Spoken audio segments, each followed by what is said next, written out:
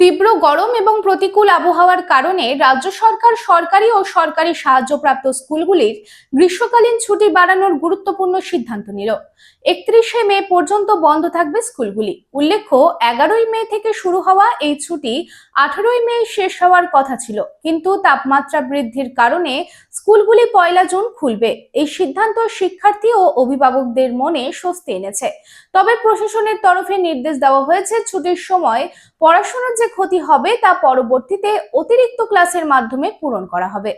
আর ভাড়া বাড়ি নয়, এবার আপনার নিজের স্বপ্নের বাড়ি গড়ে তুলুন। আপনার স্বপ্ন পূরণের সঙ্গী এবং দূষণমুক্ত খোলামেলা পরিবেশে নতুন ঠিকানা আনন্দ নিকেতন, কুমারবাজার, বক্তানগর রোড, রানীগঞ্জ। এখানে রয়েছে 2 এবং 3 বিএইচকে অ্যাপার্টমেন্ট।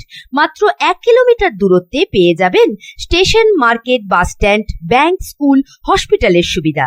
সন্নিকটে জাতীয় সড়ক, বাঁকুড়া মেদিনীপুর হাইওয়ে। থাকছে ব্যাংকিং লোনের সুবিধা। তাই দেরি না করে আজই যোগাযোগ করুন 9933704001, 9333107047।